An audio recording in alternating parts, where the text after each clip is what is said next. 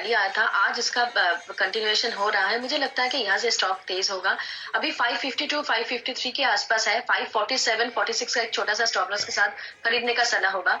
पहला टारगेट होगा 562 और दूसरा होगा 568। ये दो टारगेट्स के लिए स्टॉक को खरीदने का सलाह होगा। 546 का स्टॉप लॉस स्ट्रिक्टली मेंटेन करना पड़ेगा।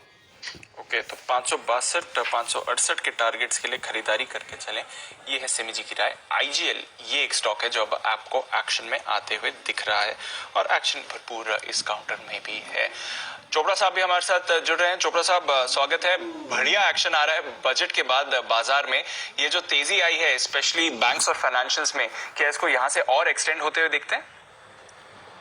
बिल्कुल, मुझे लगता है कि यहाँ से भी आपको अच्छी तेजी देखने को मिलेगी। हमने देखा एसबीआई जो 330-35 पे ट्रेड कर रहा है, मुझे लगता है अभी भी इसमें 350-60 जाने का दमखम है। जो निचले स्तरों पे बैंक्स पड़े हुए हैं, चाहे वो बैंक ऑफ बड़ौदा हो, कैनरा बैंक हो, या मिड कैप्स में अगर हम बैंक्स देखें, बंधन बैंक जैसे, बंधन मुझे बहुत अच्छा लग रहा है चार्ट्स पर, तो बंधन में एक तेजी देखने को मिल सकती है। आईडीएफसी फर्स्ट बैंक है। इस प्रकार से इंडसइंड में हम थोड़ा सा भी देखेंगे कि थोड़ा सा रिट्रेसमेंट होगा, मगर इंडसइंड भी इन भाव पे बुरा नहीं लगता है। तो बैंकिंग में मुझे लगता है कि थोड़ी तेजी और चलनी चाहिए और ये बैंक निफ्टी को और ज्यादा स्ट्रेंथन करेगा। और अभी अनिल जी भी यही बोल रहे थे कि कहीं से मंदी नहीं लग रही है और मंदी करने वालों का जो हाल हुआ है वो तो हम सब देख ही चुके हैं। तो मुझे लगता है कि अभी भी यहाँ से तेजी बनी रहेगी और बैंकों में और ज्यादा हमें फायरवर्क्स देखने को मिलेंगे।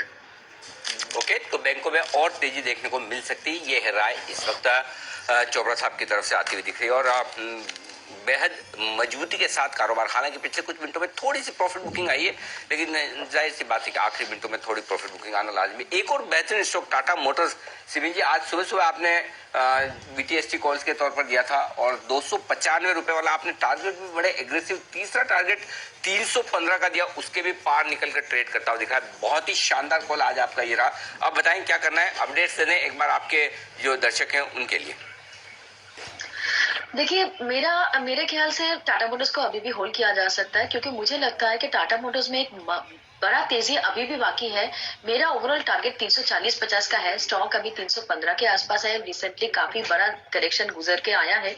एक ट्रेलिंग स्टॉप लॉस के साथ मैं अभी भी होल्ड करने का सजेशन दूंगी। ट्रेलिंग स्टॉप लॉस हो सकता है 310 का। अपना कंफर्टेबल के हिसाब से ट्रेल करते रहिए। स्टॉक में मुझे लगता है कि 2 से 3 ट्रेडिंग सेशन में 340 तक जाने का भी पूरा गुंजाइश है, तो मैं अभी भी होल्ड करने का ही सलाह देती हूँ। मैं करंट लेवल पर भी बुक करने का कोई एडवाइस नहीं है टाटा मोटर्स। ओके, तो ये है आपके लिए टाटा मोटर्स पर है। पर चोपड़ा साहब भी कुछ ऐड करना चाह रहे थे। जी चोपड़ा साहब। देखिए, टाटा मोटर्स मुझे लगता है कि यहाँ से 300 नहीं, मुझे लगता है 500-600 के स्तर पे भी जा सकता है। बहुत ही अग्रेसिव टारगेट में बोल रहा हूँ। 2-4 कारण है उसके। अगर आप इंडिया का ईवी मार्केट देखें तो अभी लगभग 50 से 7% टाटा मोटर्स का है। दूसरा, यदि आप ओवरऑल जेएलआर को और टाटा मोटर्स को मिला के देखें तो इनका क्वार्टरली सेल्स करीब 58,000 करोड़ का है। और अगर आप मारुति को देखें तो वैल्यूएशन गैप बहुत जबरदस्त है। अगर आप मारुति विज़ भी टाटा मोटर्स देखें, अभी जो स्क्रैपेज पॉलिसी आई है, मुझे लगता है उसका भी बहुत बेनिफिट टाटा मोटर्स को मिलने वाला है। और बहुत सारे पुराने ट्रक्स हैं या बहुत सारे पुराने व्हीकल्स हैं टाटास के, जो कि आई थिंक रिप्लेसमेंट भी होंगे। और अब जेएलआर के आने की वजह से नए मॉडल्स जो लॉन्च कर रहे हैं वो ग्लोबल लेवल के डिजाइन्स हैं। और मतलब ये एक ओवर स्टेटमेंट नहीं होगा कि भारत का टेस्ला कुछ समय में हम टाटा मोटर्स को बनते हुए देखेंगे। और काफी कुछ सुधार इस कंपनी में देखने को मिलेगा। अभी हाल फिलहाल में इसने अपना डेट भी कम किया है करीब 7,000 करोड़ से। तो ये 300 नहीं, मुझे लगता है कि अगर कोई लंबी अवधि तक इसको होल्ड करता है तो 500-600 का कंटेंडर है। इसी प्रकार से मैंने टाटा स्टील भी रिकमेंड किया था करीब 400 के स्तर पे, और अब आप सब लोग भाव देख रहे हैं। तो मैं बहुत बुलिश हूँ टाटा मोटर्स पे। पर थोड़ी लंबी अवधि के लिए ट्रेडर्स जो है हो सकता है प्रॉफिट बुक करके ऊपर नीचे थोड़ा करें, बट लॉन्ग टर्म में यदि कोई लेना चाहता है टाटा मोटर्स गिरावट में बिल्कुल लीजिए। सुपर बुलिश व्यू आ रहा है टाटा मोटर्स पर चोपड़ा साहब की तरफ से। 75 के लेवल से देखिए आज 300 के पार आपको ये काउंटर दिख रहा है। तो जबरदस्त तेजी है टाटा मोटर्स में। टाटा ग्रुप की एक और कंपनी जो शानदार एक्शन में रही है, टाटा कंज्यूमर, इसके आने वाले हैं नतीजे। एक बार वरुण के साथ जान लेते हैं कैसे रहेंगे टाटा कंज्यूमर्स के नतीजे। वरुण बताएं। डेफिनेटली देखिए, टाटा कंज्यूमर्स के नतीजे सबसे पहले तो रीस्टेटेड आएंगे, तो वहाँ आपको नजर रखनी है, क्योंकि पिछले बार देखिए टाटा केमिकल का काफी कुछ जो कारोबार था उसका मर्जर डीमर्जर जो हुआ है उसका इम्पैक्ट देखने मिलेगा। इसके जब नतीजे आएंगे तो उसको ध्यान से देखिएगा। जो रीस्टेटेड नंबर्स है वो मैं आपको बता दूं, रेवेन्यूज में करीब 18% के आसपास की बढ़ोतरी होगी, 2490 करोड़ के आसपास से आ सकता है। एबिटा करीब 22-23% के आसपास बढ़ेगा। एबिटा मार्जिन 12.8% से बढ़ के 13.3% आएंगे, यह हमारा अनुमान है। और मुनाफे में करीब 35% के आसपास की बढ़ोतरी होगी, 228 करोड़ के आसपास से आ सकता है।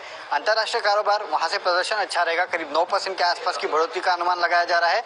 और भारतीय कारोबार से करीब 20% के आसपास की बढ़ोतरी का अनुमान लगाया जा रहा है। जो कॉफी का कारोबार है वहां भी ठीक ठाक ग्रोथ देखने को मिलेगी। खासकर नजर रखिए कि कौन से नए प्रोडक्ट लॉन्चेस पे कंपनी कहती है कि वहां कौन से नए प्रोडक्ट लॉन्च है वो करने वाली है कंपनी, क्योंकि माना जा रहा था कि ये कंपनी जब टोटल मर्जर इंटीग्रेशन